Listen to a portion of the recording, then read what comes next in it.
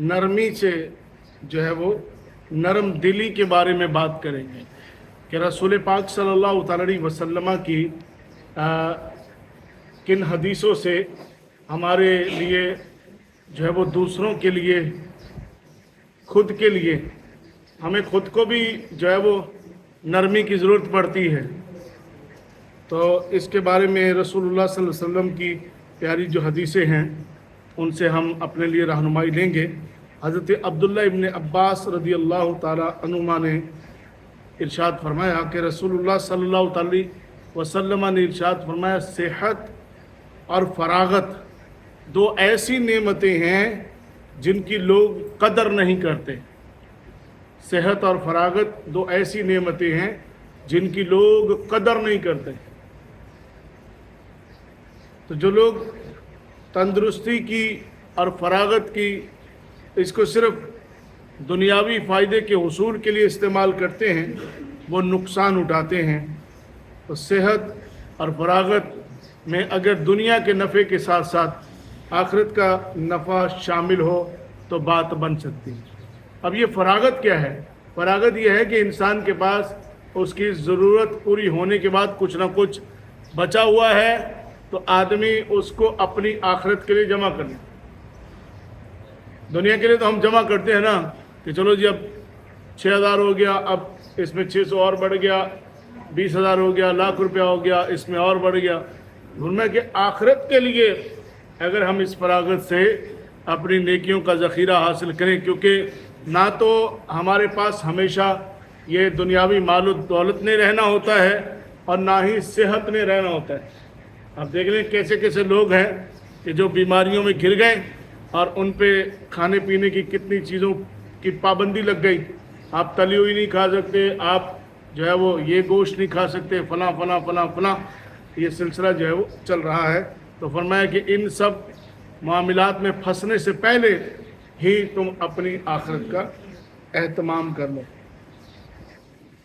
तो हज़रत अब्दुल्लाह इब्न उमर रज़ी अल्लाह ताला अन्हुमा फरमाते हैं कि रसूल पाक सल्लल्लाहु अलैहि वसल्लम ने मेरे दोनों कंधों को पकड़कर इरशाद फरमाया कि दुनिया में इस तरह रहो जिस तरह कोई मुसाफिर रहता है। जिस तरह कोई मुसाफिर रहता है दुनिया में इस तरह रहो। तो हज़रत अब्दुल्लाह इब्न उमर रज़ी अल्लाह ताला अन्हुमा फरमाते थे, जब सुबह हो जाए तो शाम होने का इंतज़ार ना किया करो, और अगर जो है वो शाम हो तो फिर सुबह होने के मुंतज़िर ना रहो, बल्कि तंदुरुस्ती में ही बीमारी का सामान कर लो। इतना तंदुरुस्ती में जमा कर लो कि बीमारी की हालत में अगर तुम्हें कुर्सी पे बैठना पड़े, बीमारी की हालत में अगर तुम्हें वो लवाजमात पूरे तुमसे ना हो सके, तो पहले से तुम्हारी जो है वो इतने लवाजमात हो जो तुम्हें किफ़ायत भी करें। तो दुनिया में मुसाफिर की तरह हम किस तरह रह सकते हैं? कहते हैं कि अगर सफ़र का मज़ा लेना है तो सामान कम रखें, अपने साथ सामान कम रखें, आपको टेंशन नहीं होगी, थोड़ा सा सामान होगा, जहाँ मर्जी आप निकल लेंगे। लेकिन फ़ी ज़माना हम इतने घिर चुके हैं, फ़ी ज़माना हम इतने फंस चुके हैं कि थोड़े से माल और थोड़े से सामान से काम नहीं चलने वाला। तो ये क़नाअत पसंदी की बातें हैं, और ये जब माशरे के अंदर बिल्कुल तवाज़ुन होता है तब थोड़े से भी गुजारा हो जाता है। अगर आप थोड़ा सा कहें 20,000 30,000, तो 30,000 20,000 में अब एक घर को चलाना, खाली किचन को, ये बहुत मुश्किल है। तो बस इन चीज़ों को समझते रहें कि जहाँ पर थोड़ी सी फरागत हो, 2-4 रुपये, 2-4 हज़ार, 2-4 लाख सब फड़का दो, उसको राय खुदा में। देखिए मसला ये है कि दुनिया में जितने बिजनेस हैं, हर आदमी कहता है, अब डॉक्टर साहब के भाई साहब है, इनका इतर है, इतर का कारोबार है, ये दूसरे को मशवरा देंगे कि आप ये काम कर लो, बड़ा नफ़ा है। अच्छा, जिस बंदे का जो है वो मोटरसाइकिल का काम है वो मशवरा देगा, यार ये काम सबसे बेहतर है। जिस बंदे का प्रेस का काम है, और जो बंदा दर्जी है वो तो कहेगा, अरे रमज़ान के सीज़न की मौज आपको क्या पता है बाबू, ये सीख लो। कि जिस काम में, अच्छा आपने सीख लिया, अब क्या करूं, अब दुकान खोलो, अब इसमें थोड़ी सी इन्वेस्ट करो।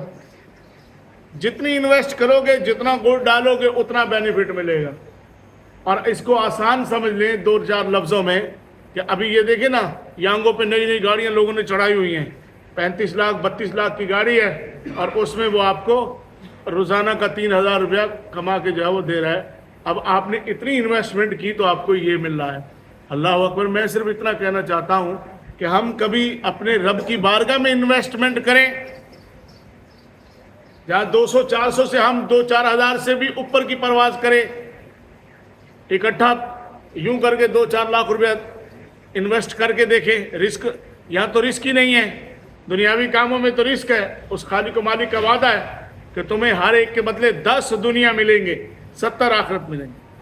وہ حوصلہ کرے، اور حوصلہ کرنا چاہیے۔ ظاہر سی بات ہے ڈیفینیٹلی ہمارے اندر یہ حوصلہ جو ہے وہ نہیں پیدا ہوگا، کیونکہ شیطان جو ہے وہ ہمیں غریب ہونے کا جو ہے وہ ہمیں ڈراوا دیتا رہتا ہے کہ اگر تم نے یہ کر دیا تو تمہارا یہ ہو جائے گا، وہ ہو جائے گا۔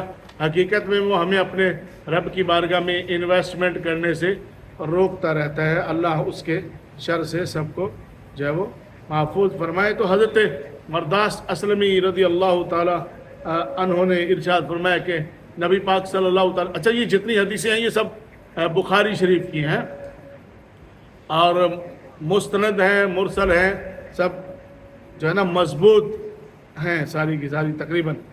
تو فرمایا کہ قیامت کے نزدیک نیک لوگ دنیا سے اٹھا لیے جائیں گے۔ یہ آخری حدیث طیبہ ہے بس۔ نیک لوگ قیامت کے نزدیک دنیا سے اٹھا لیے جائیں گے، یک کے بعد دیگرے، ایک کے بعد ایک نیک لوگ اٹھتا رہے گا۔ باقی جو کا جو بھوسا ہوتا ہے، یہ گندم کا، جو کا، اچھا گندم کا بھوسا تو پھر بھی بڑے کام کا ہے، اس کو جانور کھاتے ہیں، خشک، وہ سردیوں میں یہ خشک جانے ڈالتے ہیں، بھوسا مہنگا بھی ہے۔ تو گندم کا، یہ جو کا بھوسا ہے نا، یہ بالکل بے مزہ اور بالکل خشک ہے کہ اس کو جانور بھی اس سے منہ موڑ لیتے ہیں، وہ بھی کہتے ہیں کہ نہیں بھائی کچھ اور پیش کرو۔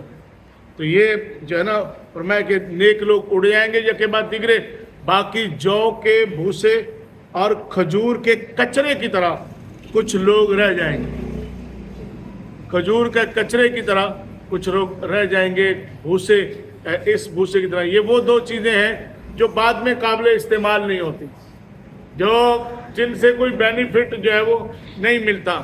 تو کیا اس کا ہم اس کو اس طرح سے سوچ سکتے ہیں کہ نہ یہ خود کو کوئی فائدہ پہنچا سکتے ہیں، نہ کسی اور کو فائدہ پہنچا سکتے ہیں؟ اس لیے حدیث طیبہ میں ایسی چیزوں کی مثال دی گئی کہ جو بالکل ردی، بالکل حقارت ہے۔ تو اب قبل اس کے کہ نیک لوگ اٹھ جائیں، ہم خود نیک بن جائیں، ہم اپنی پروڈکشن ایسی کر لیں کہ خود نیک بن جائیں۔ آپ نے دیکھا ہوگا کہ ماں کو پکوڑے بناتے ہوئے دیکھ کے، ماں کو جو ہے نا کچن کا کام کرتے ہوئے دیکھ کے بچیاں سیکھ جاتی ہیں۔ اس طرح باپ کو کچھ نہ کچھ دیکھ کے، اب سارے بچوں کو تو آپ نے جو ہے نا کلچ پکڑ کے موٹر سائیکل نہیں چلانا سکھایا، ان کو معلوم ہے ایسے چلاتے ہیں، ایسے چلاتے ہیں۔ جس دن ان کو ملتی ہے چابی وہ لے کے نکل جاتے ہیں، گر پڑ کے سیکھ جاتے ہیں۔ تو دیکھ دیکھ کے سیکھتے ہیں نا۔ تو ہم اب نیک لوگوں کو دیکھ کے خود نیک ہو جائیں، اور ہماری آنے والی پروڈکشن جو ہے، ہماری آنے والی جو نسل ہے وہ بھی سیکیور ہو جائے، وہ بھی نیک بن جائے، تاکہ وہ جن کے بزرگ ہوں، جیسے ابھی ان کے بزرگ ہم لوگ ہیں، ہماری اپنی تفریحیں ختم نہیں ہوتی، ہمارے اپنے جو ہے وہ اللہ تللے ختم نہیں ہوتے، تو ان کو ہم کیا بزرگی دیں گے؟ تو یہ ہے وہ سلسلے، اور اس میں جو ہے وہ اللہ رب العزت کی بارگاہ کا بس جتنا قرب ہو، جتنی فکر آخرت ہے اتنا انسان تر و تازہ ہے، جتنی فکر آخرت ہے اتنا انسان کامیاب ہے۔ اور پھر یہ کامیابی فقط ایک جہاں کے لیے نہیں ہے، دنیا اور آخرت دونوں کی۔ اللہ پاک ہمیں دنیا اور آخرت کی کامیابی سے ہمکنار فرمائے۔ آمین۔ اللہم صلی علی سیدنا مولانا محمد